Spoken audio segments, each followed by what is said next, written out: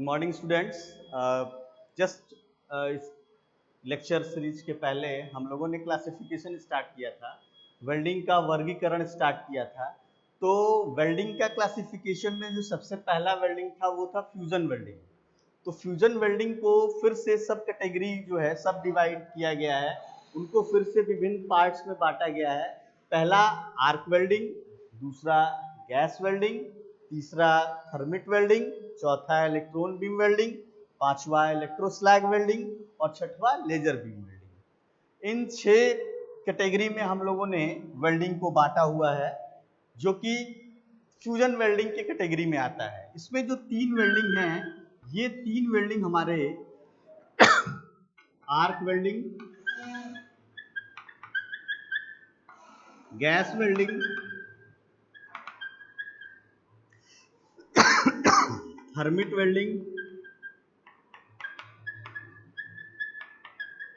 ये 3 वेल्डिंग जो है हमारे वो कन्वेंशनल वेल्डिंग है, जो परंपरागत तौर पे ये इस्तेमाल किए जाते हैं। और इस वेल्डिंग का प्रयोग सबसे ज़्यादा हमारे डेली लाइफ में होता है। जो हमारे इंडस्ट्रीज हैं, उन इंडस्ट्रीज में सबसे ज़्यादा इस वेल्डिंग का इस्तेमाल होता है। तो आर्क वेल्डिंग को सबसे पहले हम लोग डिफाइन करेंगे। सबसे पहले हम एक्सप्लेनेशन आर्क वेल्डिंग का करेंगे कि आर्क वेल्डिंग का प्रयोग कहाँ होता है। सबसे बेसिक एग्जांपल आर्क वेल्डिंग का है कि अगर आपको 2 माइल्ड स्टील के रॉड्स को जोड़ना है तो हम आर्क वेल्डिंग का इस्तेमाल कर सकते हैं।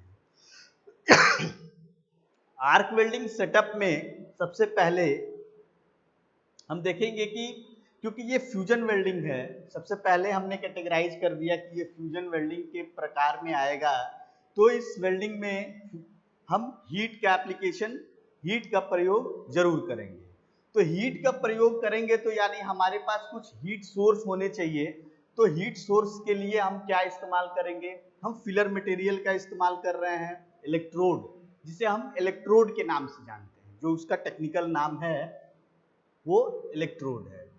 तो फ्यूजन वेल्डिंग में जो सबसे पहला वेल्डिंग है आर्क वेल्डिंग, हम उस वेल्डिंग के बारे में बात करेंगे। आर्क वेल्डिंग में जो फर्स्ट टाइप है उसे हम बोलते हैं मैनुअल मेटल आर्क वेल्डिंग। इसके सेटअप के बारे में हम सबसे पहले डिस्कशन करेंगे कि आर्क वेल्डिंग में हम क्या क्या इक्विपमेंट्स इस्तेमाल करते हैं। सबसे पहले पावर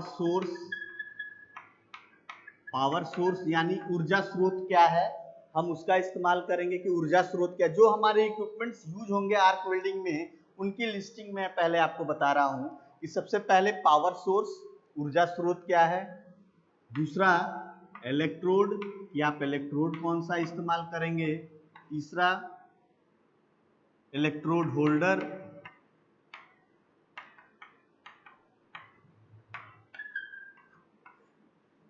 और वर्क पीस।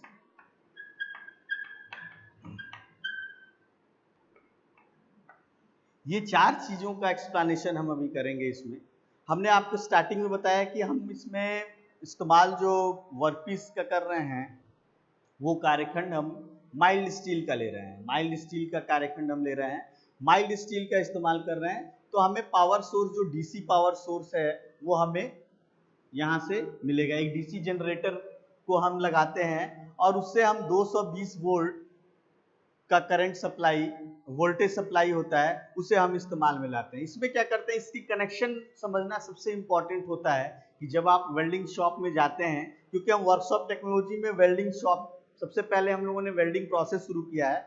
तो वेल्डिंग शॉप में अगर हम जाते हैं तो सबसे पहले हमें ये पता होना चाहिए कि हमें पावर कनेक्शंस कैसे करने हैं। क्योंकि आर्क वेल्डिंग जब हम कर रहे हैं तो आर्क वेल्डिंग में हमें हीट प्रोड्यूस करना है, हीट प्रोडक्शन करना है। तो हीट प्रोडक्शन के लिए जो पावर सोर्स है उसको हम कैसे कनेक्ट करेंगे। तो हम कार्यखंड से को क्या करते हैं, एक 2 केबल्स जो होते हैं हमारे, वो एक केबल को, पावर सोर्स के एक केबल को हम इलेक्ट्रोड होल्डर से जोड़ देते हैं और दूसरे केबल को वर्कपीस से जोड़ देते हैं। आप देख रहे हैं कि हमने ग्राउंड केबल यहाँ लिखा हुआ है। ये ग्राउंड केबल जो है वो हमने वर्कपीस से जोड़ा हुआ, यानी 2 टर्मिनल्स हैं हमारे। जो पावर सोर्स है, जो डीसी जनरेटर है, उस जनरेटर से 2 पावर सोर्स निकले, एक पॉजिटिव और एक निगेटिव। निगेटिव को हम ग्राउंड केबल कहते हैं। तो ग्राउंड केबल को ये हमेशा ध्यान रखिएगा कि जब आर्क वेल्डिंग की आप बात कर रहे हैं, आर्क वेल्डिंग के सेटअप की बात कर रहे हैं, तो उसमें हम जो पावर कनेक्शन करेंगे वो सबसे पहले ग्राउंड केबल यानी निगेटिव वायर को वर्कपीस से कनेक्ट कर देंगे और पॉजिटिव वायर को इलेक्ट्रोड होल्डर से कनेक्ट कर देंगे। तो इलेक्ट्रोड होल्डर से पॉजिटिव को हमने कनेक्ट कर दिया और ग्राउंड केबल को वर्कपीस से हमने कनेक्ट कर दिया। जब हम पावर सप्लाई ऑन करेंगे तो इलेक्ट्रोड होल्डर में एक इलेक्ट्रोड को हमने ऐड किया हुआ है। जब पावर हम ऑन करेंगे तो हम सबसे पहले आर्क इनिशिएट करेंगे। आर्क जो है एक स्पार्क जनरेट करेंगे। उस स्पार्क से प्रोड्यूस जो हमारी हीट होगी, उसी हीट का प्रयोग, उसी उष्मा का प्रयोग हम मटेरियल को मोल्टेन स्टेज तक ले जाने में करेंगे। अब बात आती है कि जब हमारा कनेक्शन कंप्लीट हो गया, हमने वर्कपीस को होल्ड कर दिया, वर्कपीस को ग्राउंड से कर दिया और इलेक्ट्रोड को पॉजिटिव से कर दिया, और जब हमने पावर ऑन किया तो पावर ऑन करेंगे तो पॉजिटिव सप्लाई और निगेटिव सप्लाई, स्पार्क जनरेट तब होगा जब आपका सप्लाई कंप्लीट होगा। तो जब आप इलेक्ट्रोड को वर्कपीस पे स्क्रैच करेंगे, क्योंकि आर्क को इनिशिएट करने का जो मेथड है वो उस मेथड में एक पहला मेथड होता है कि we should initiate arc with the help of scratch. तो एक बार जब आप इलेक्ट्रोड होल्डर पे जो आपका ये इलेक्ट्रोड कनेक्टेड है, इस इलेक्ट्रोड को जब एक बार आप स्क्रैच करेंगे वर्कपीस पे तो वहां स्पार्क जनरेट होगा। और एक स्पेसिफाइड स्टैंड ऑफ डिस्टेंस जो होता है, ये 0.5 mm के अबव आप यहाँ पे स्टैंड ऑफ डिस्टेंस रखते हैं ताकि जो आर्क हो वो रेगुलर आर्क इनिशिएट होता रहे और यहाँ पे जिस पॉइंट पे वेल्डिंग करना है उसी पॉइंट पे हम आर्क जनरेट करते हैं। सपोज कि ये वर्कपीस जो है सिमिलर मटेरियल्स को हमने ज्वाइन करना है, तो यहाँ पे हमने आर्क जब इनिशिएट किया तो ये आर्क जो होगा वो आर्क क्या करेगा, यहाँ पे मटेरियल को मेल्ट करना शुरू कर देगा। मटेरियल को मेल्ट करना शुरू करेगा और इलेक्ट्रोड की जो मटेरियल है उसकी डिपोजिशन भी इसी पॉइंट पे शुरू हो जाएगी। और जब आपका ये मटेरियल यहाँ पे फिल आउट हो जाएगा, मोल्टेन पोजीशन पे फिल आउट हो जाएगा, तो उस पोजीशन पे क्या होगा, फिल आउट होने के बाद यहाँ पे आपको एक वेल्ड बीड प्राप्त होगा, एक वेल्डिंग का बीड प्राप्त होगा। ये वेल्ड बीड जो है इसको हम इसके बाद से जब वेल्डिंग समाप्त हो जाएगी, हमारी वेल्डिंग प्रोसेस जब कंप्लीट हो जाएगी, तो वेल्डिंग प्रोसेस कंप्लीट करने के बाद हम उसे टेस्ट कर सकते हैं कि हमारा जो जोड़ है, हमारा जो वेल्डिंग बना है आर्क वेल्डिंग से, वो कैसा है, वो किस तरीके से प्रोड्यूस हुआ है। तो मैं फिर से इस प्रोसेस को मैं स्टेप बाय स्टेप आपको बता दूं कि सबसे पहले हम क्या करेंगे। वेल्डिंग प्रोसेस स्टार्ट करने से पहले हम दो मटेरियल्स लेंगे, चाहे वो सिमिलर मटेरियल्स हो चाहे वो डिसिमिलर मटेरियल हो। दो मटेरियल्स को हम उनका एज प्रिपेयर करेंगे, कोर सज्जा। आगे के लेक्चर सीरीज में हम लोग कोर सज्जा यानी एज प्रिपरेशन कैसे होता है वो भी देखेंगे। तो सबसे पहले हम क्या करेंगे कि कोर सज्जा करेंगे। कोर सज्जा करने के बाद आप वर्कपीस को ग्राउंड से जोड़ देंगे और इलेक्ट्रोड होल्डर को पॉजिटिव से जोड़ देंगे। इस पॉजिटिव और निगेटिव कनेक्शन करने के बाद जैसे ही आप पावर सप्लाई ऑन करेंगे, पावर सप्लाई ऑन करने के बाद आपको आर्क इनिशिएट करना होगा, आर्क आपको बनाना होगा, क्योंकि आर्क के द्वारा ही हम उष्मा प्रोड्यूस करेंगे। यहाँ पे जो है हम हीट प्रोड्यूस करेंगे और हीट प्रोड्यूस होने से ही हमारी जो मटेरियल की मोल्टेन स्टेज है, जहाँ पे हमें वेल्डिंग करना है, वहाँ पे जो मोल्टेन स्टेज हमें ले आना है। क्योंकि जब फ्यूजन अगर नहीं होगा, दोनों मटेरियल्स के जो कुछ धातु कण हैं वो आपस में यहाँ पे मिलेंगे नहीं, तब तक वो ज्वाइन दृढ़ नहीं होगा। इसलिए हम सबसे पहले क्या करेंगे कि हम यहाँ पे आर्क इनिशिएट करेंगे और उसी आर्क के मदद से हम यहाँ पे उष्मा का जनन करेंगे, हीट का प्रोडक्शन करेंगे। हीट का प्रोडक्शन करने के बाद ये इलेक्ट्रोड जो होगा वो डिपॉजिट होना यहाँ पे शुरू हो जाएगा। अब आर्क वेल्डिंग में जो है हम कंज्यूमेबल इलेक्ट्रोड्स का इस्तेमाल करते हैं। जब आगे हम स्पेसिफाई करेंगे इलेक्ट्रोड्स को, तो इलेक्ट्रोड्स भी हमारे दो टाइप्स के होते हैं, consumable electrodes and non consumable electrodes. जब हम फ्यूजन वेल्डिंग की बात करते हैं, जब हम मैनुअल मेटल आर्क वेल्डिंग की बात करते हैं, तो मैनुअल मेटल आर्क वेल्डिंग में जो हमारा इलेक्ट्रोड इस्तेमाल होगा वो इलेक्ट्रोड कंज्यूमेबल इलेक्ट्रोड होगा, क्योंकि वो कंज्यूम प्रोसेस के दौरान उनका कंजम्पशन, उस जो हमारा फिलर मटेरियल जहाँ पे हमें उसको डिपॉजिट करना है, वहां पे वो कंज्यूम होता चला जाएगा। अब आर्क वेल्डिंग के एप्लीकेशंस क्या है और इसका एडवांटेज क्या है?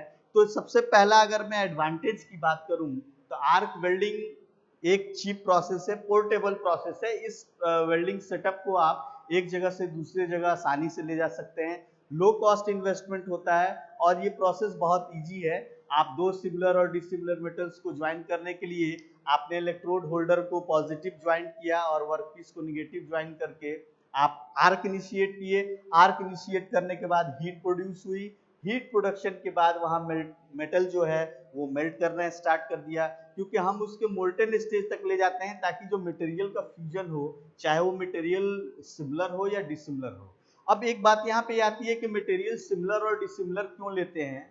तो सिमिलरिटी और डिसिमिलरिटी भी हम केमिकल रिएक्शन, केमिकल एनालिसिस करने के बाद सिलेक्ट करते हैं। ऐसा ना हो कि हमने दो ऐसे मटेरियल्स को सिलेक्ट कर लिया कि दोनों में रिएक्शंस, मटेरियल के रिएक्शंस हो जाए, दोनों का जो मिक्सिंग हो वो प्रॉपर ना हो पाए। एक अगर एग्जांपल लें तो अगर एल्युमिनियम की हम बात करें तो एल्युमिनियम जो है उसमें मैग्नीशियम की मात्रा, उसमें अगर मैग्नीशियम की मात्रा है तो वहां पे जो मिक्सिंग ऑफ मटेरियल है वो इजी हो जाती है। तो हम एल्युमिनियम के जो सीरीज हैं, एल्युमिनियम के डिफरेंट सीरीज हैं जो डिफरेंट मटेरियल्स हैं, उन मटेरियल्स को इस वेल्डिंग के लिए हम प्रयोग में ला सकते हैं और उनके लिए जो हमारे प्रोसेस पैरामीटर्स होंगे वो अलग होंगे। तो अगर इसका कंक्लूजन, इस लेक्चर का कंक्लूजन मैं निकालूं तो सबसे पहले हम लोगों ने फ्यूजन वेल्डिंग देखा। इस फ्यूजन वेल्डिंग में सबसे पहली जो टाइप है वो हमने आर्क वेल्डिंग देखी, मैनुअल मेटल आर्क वेल्डिंग। तो मैनुअल मेटल आर्क वेल्डिंग जो है वो सिंपलेस्ट प्रोसेस है और मैनुअल मेटल आर्क वेल्डिंग का हम लोगों ने वर्किंग देखा, इसका वर्किंग सेटअप देखा, इसका एप्लीकेशन ये देखा कि ये माइल्ड स्टील के रॉड्स को ज्वाइन करने में इस्तेमाल किया जा सकता है, डिसिमिलर मेटल्स को ज्वाइन करने के लिए इस्तेमाल किया जा सकता है, फैब्रिकेशन इंडस्ट्री जैसे आपके जो स्ट्रेस बनाने हैं, ट्रस के स्ट्रक्चर्स बनाने होते हैं, या जो आपके बिल्डिंग्स बनाने होते हैं, बिल्डिंग्स में जो भी फ्रेम्स बनाने होते हैं, उन फ्रेम्स को वेल्डिंग करने के लिए ये प्रोसेस इस्तेमाल किया जा सकता है। और इसके लिए आपको ये प्रोसेस जो है पोर्टेबल है, एक जगह से दूसरी जगह आप ले जा सकते हैं। और जो इसके इक्विपमेंट्स हैं वो भी इक्विपमेंट्स जो इसमें मेन रोल प्ले करते हैं वो फैक्टर्स हमने आपको बताया, power source, electrode, electrode holder and workpiece.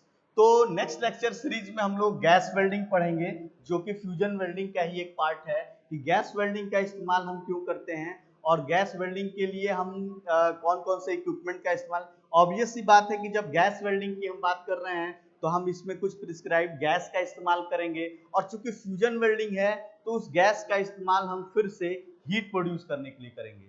तो नेक्स्ट लेक्चर सीरीज में हम लोग गैस वेल्डिंग का एलोबरेशन देखेंगे। Thank you.